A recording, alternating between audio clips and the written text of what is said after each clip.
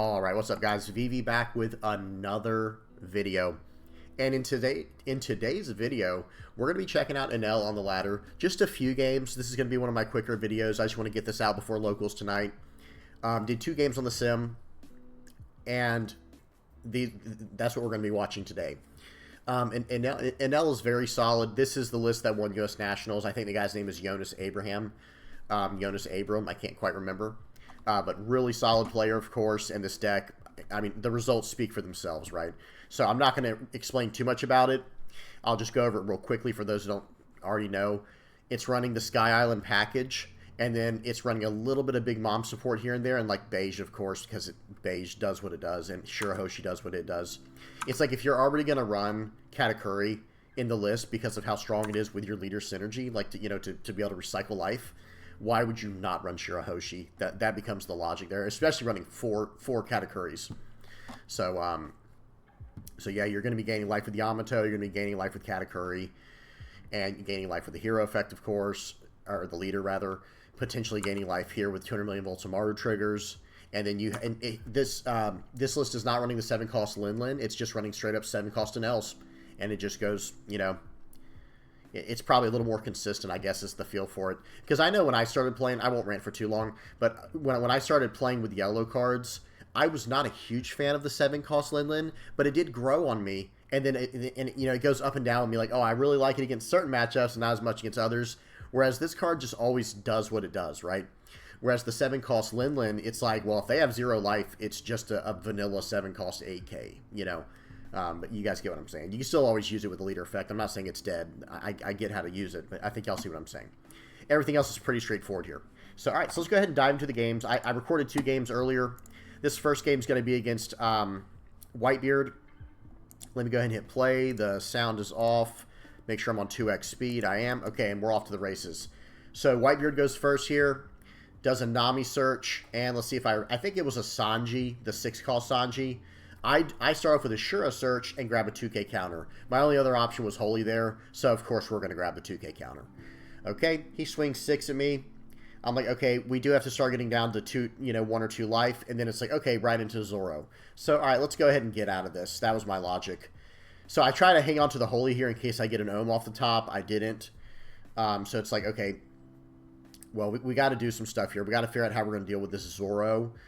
Because remember, the Whitebeard player is going to lose life every single turn, right? Like, no matter what, the Whitebeard player is going to lose 1 life a turn unless they use, like, Edward Newgate to stop that effect. Okay, that's fine. In that case, let's try to deal with the board when we can and just let him lose life that way. Okay, and especially swinging into a 5K character versus a 6K leader. So he hits me, I take it, get a Satori trigger, I trash the Holy for that. I counter out of the 6K. Then he comes in for another 6K, and I'm like, okay, I think I am going to take this, maybe hopefully get a trigger. But I do, and that's right, I do get a trigger. I go ahead and trash the Sanji. I don't know about trashing Sanji there. Maybe Ohm was, well, no, I drew Ohm for the turn, excuse me. Maybe dropping out 200 million volts of Maru would have been better, but I don't know. So swing 5 into it. Swing 5 into Zoro. He lets that go. 6 into Luffy. 6 into Luffy. Let's see what he does here. Counters out. That was the Sanji he drew from the Nami. And then I'm like, okay, do I want a 200 million volts of Maru here just to try to get this thing off the board? So it's like, oh wait, I have 1 life. So I go ahead and tap down Nami, swing 2 into that to see if he can use a counter on it. Because if he had used a counter there, it would have been a big mistake. You know what I mean? Because he can have Nami. I don't care about that. Then I swing 10 into 6 on Luffy, clear up his board. So I'm thinking, okay, probably going to be an ace this turn. But I am running, what's his name? Enel. I can just play around that. Now, he doesn't even swing at leader. He just goes for board clear here.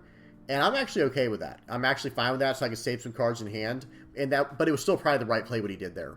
I top deck a Katakuri. That was very fortunate, because that just gets ace out of my way. We can wait and deal with that later. Okay, so he attacks, or he plays down Edward Newgate to basically not lose a life this turn. He's at 3 life. I'm like, uh-oh, that's not good. So I'm like, all right, well, I can still at least hit him with this new Katakuri. Swing 9 into 8. And he takes it. I was very surprised he took it there, to be honest. I actually don't think he should have.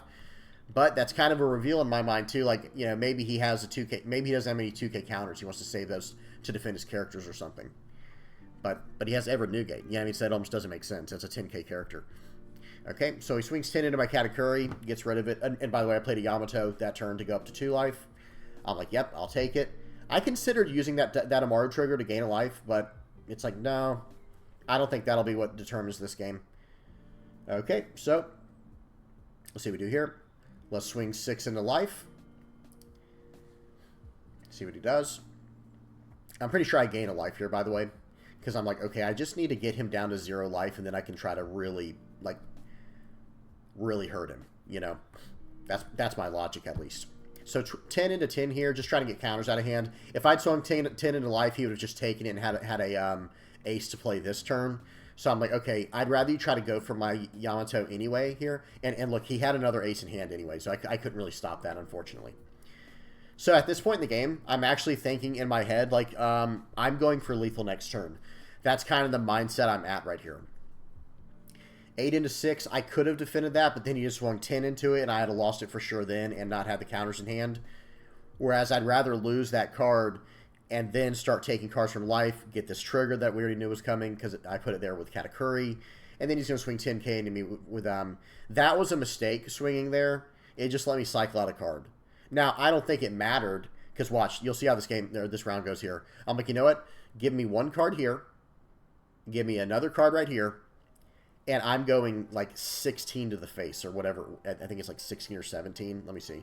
Plus 3 and then plus this. I'm like, all right, you got it or you don't. I'm just calling a bluff here. So I go 17 into 6. He had one Rad Beam, 2k, and that was it. Even another, whoops, hang on. It went like past it too fast for me.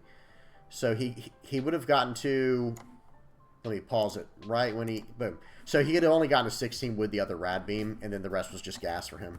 So that was that round, or that was that game. You won't always get that lucky. Sometimes they will just have straight 2k counters or enough to counter out. But sometimes at the same time, I didn't have a lot of other choices. I could have ate up the board a little bit or tried to, but think about it. If he could have defended his Newgate leader there, then obviously he could have defended a 7k or a 10k even easier. So, all right, that was that. Next game against Red Purple Luffy. Let me go ahead and speed this up real quick. 2x speed, volume's off. Okay, and it looks like I'm going to go first. So I go first this game. You know, Dawn Pass, he goes Dawn Pass as well. I'm like, okay, I don't really have a turn 2 play, so swing 8. He takes it. We'll take that. He does get a trigger to ramp Dawn. That was nice for him. But, you know, we're just going to go for it. So play this, you know, so I got a Brûlé trigger. Swing 6 into life for this turn. I've got 4 Dawn here. And, yeah. The reason I swung early this game instead of trying to starve a little bit is Red Purple Luffy only has 3 life. So my Gedatsu will never get insane value. Like, the most he could ever hit is a Zoro. The Zoro Juro or whatever. So, alright. He plays out an Edward Newgate. I do not get lucky with the Ohm searching for a dog. I just don't, you know, sometimes you get lucky, sometimes you don't. And in this situation here, how much Dawn? I have 7 Dawn here. And I'm like, you know, I'm going to draw a card. Or I'm going to draw some cards. I'm going to cycle through some cards. And it's like, unfortunately, it played directly into his law. He's going to play the purple law card here. I guess in a way it slowed him down, but it slowed me down even more because it kept him from playing an Edward Newgate or from playing a Luffy if he had that. You know, and you'll see he does have another Newgate. I guess it slowed down, but still, I think, like, looking back, I probably should have just played out Enel and maybe not even swung. Maybe just leave Enel on the board and not even swung because he was at 8,000 power. So, yeah, so I wouldn't even been able to swing. Okay.